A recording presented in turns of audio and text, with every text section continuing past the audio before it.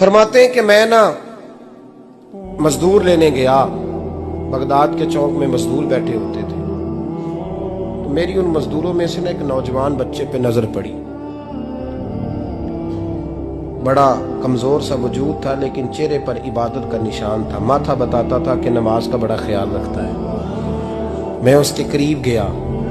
चेहरे भी बड़ा कुछ बताते हैं ना, चेहरों में भी बड़ी रानाई होती है। फरमाते हैं मैं करीब गया, मैंने उसको कहा बेटे मजदूरी करोगे? तो कहने लगा मजदूरों में बैठा हूं तो हुजूर मजदूरी के लिए ही तो बैठा हूं। तो मैंने कहा कि चलो फिर। कहने लगा नहीं मेरी कुछ शर्तें। मैंने कहा बताओ। कहने लगा पहली शर्त यह है कि लोग 4 दिनार दिहाड़ी लेते हैं, मैं 3 दिनार लूंगा। मैंने कहा यार भाई तो बड़ी बेहतरीन है, बाकी भी इस तरह की रख ले।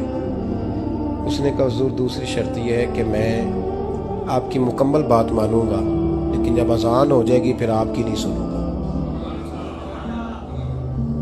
तीसरी बात उसने ये की कि हुजूर मैं आपके घर में काम करूंगा पर आपके किसी सवाल का जवाब नहीं दूंगा। कहते मैंने कहा यार तू बड़ा अजीब है, शर्तें तो मालिकों की होती हैं। कहने लगा जी बहरहाल मैं शर्तें लगा के जाता हूँ। फरमाते मैं उसे घर ले आया,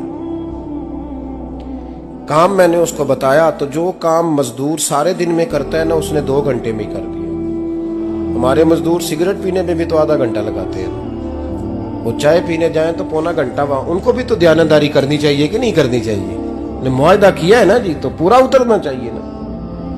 कहते 2 घंटे में। अब काम जब बंदा शुरू कराता है तो काम और निकल आता है। कहते काम मैंने उसको और बता दिया, वो करने लगा। उसने मिट्टी निकाल के रखी थी बाहर रास्ते में, तो अजान हो गई जोर की। उसने वहीं कुदाल छोड़ी कही और चलने लगा। तो मेरा बेटा कहने लगा इसको जरा बराबर कर दो। कहने लगे चुप कर जा, तेरे बाप से बात हुई थी, जब अजान होती है तो मैं किसी और की नहीं सुनता, सिर्फ अल्लाह रसूल की सुनता हूँ। कहते मस्जिद चला गया, नमाज पढ़ के आया तो दोपहर का वक्त था। मेरी बीबी कहने लगी इसको को खाना खा ले। कहते हमने कहा खाना खा लो, तो कहने लगा मैंने रोजा रखा, रमजान भी नहीं था, नफली रोजा रखा। फरमाते हैं शाम हुई, मैंने 3 दिनार दिए। तो मैंने कहा तेरा नाम क्या है? कहने लगा मैंने आपसे कहा था मैं किसी सवाल का जवाब नहीं दूंगा।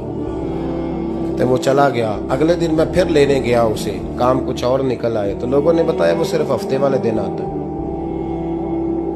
मैंने कहा क्यों? कहने लगे जी वो कहता है मेरा हफ्ते का खर्चा 3 दिनार है, जब 3 दिनार कमा लेता हूं तो बाकी सारा टाइम अल्लाह रसूल की जिक्र में गुजार दिया करता हूं।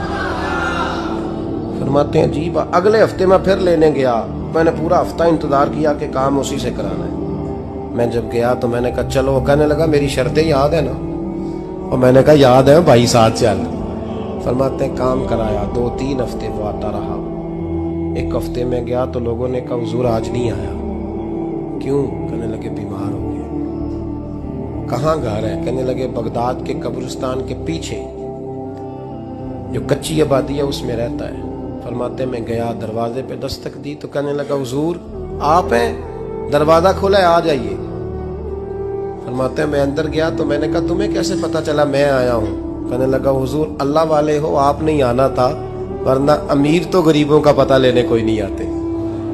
कहते मैं करीब गया तो कहने लगा मैं आपका इंतजार कर रहा था, तेज बुखार है, तप रहा। जेब से कुछ पैसे निकाले, कहने लगा ये पैसे रख लें। एक अंगूठी निकाली, कहने लगा हुजूर आज रात को मेरा इंतकाल हो जाएगा, इन पैसों का कफन खरीद के सुबह जनाजा पढ़ के मुझे दफन कर देना, और जब दफन करो तो ये अंगूठी लेके असर के बाद हारून रशीद के पास जाना। आप उसे कहना मैंने मिलना है पर वो आपको टाइम नहीं देगा। आप उसको आवाज दीजिएगा कि तेरी एक अमानत है मेरे पास। फिर वो आपसे मिलेगा तो अंगूठी दे दे, फिर आप मेरी तरफ से फारिग हैं। हजरत फरमाने लगे तेरा नाम? और कहने लगा हुजूर वक्त थोड़ा है, आज रात मैंने जाना है, बड़ी लंबी माफी मांगनी है रब करीम से, अगर मुनासिब समझे तो मुझे अपने रब से तन्हाई कर दे। फरमाते हैं मैं आ गया पर उसकी बातों ने मुझे सारी रात सोने नहीं दिया। फरमाते हैं सुबह बड़ी मुश्किल से सूरज निकला, मैं गया दरवाजे पे हाथ रखा तो दरवाजा खुला हुआ था। अंदर दाखिल हुआ तो खुशबुएं मेरा इस्तकबाल कर रही थी। जब चेहरे से कपड़ा हटाया तो उसका तो इंतकाल हो चुका। इंतकाल हो चुका है, ऐसे जैसे किसी का दीदार करके सोया।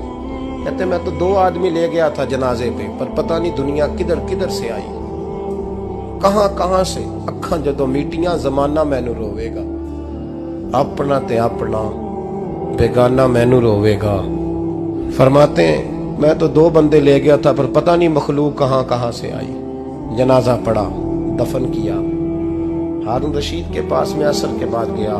मैंने बुलाना चाहा पर बादशाह था, मेरी तरफ देखा ही नहीं। मैंने उसको कहा तेरी एक अमानत मेरे पास है। फरमाते हैं मुझे कोने पे ले गया। क्या बात है? कमरे में बुलाया, मैंने अंगूठी दी।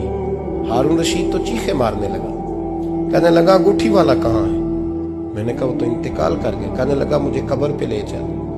कहते मैं कब्र पे लाया तो वो लेट गया, तड़प के रोने लगा। मैंने कहा मेरा कलेजा फट जाएगा, ना उसने कुछ बताया ना तूने बताया, ये कौन था? तो हारून रशीद कहने लगा ये मेरा बेटा था। मैंने कहा तेरा बेटा और मजदूर? कहने लगा हुजूर ये हजरत दाऊद ताई के पास बैठा करता था, उनका मुरीद था।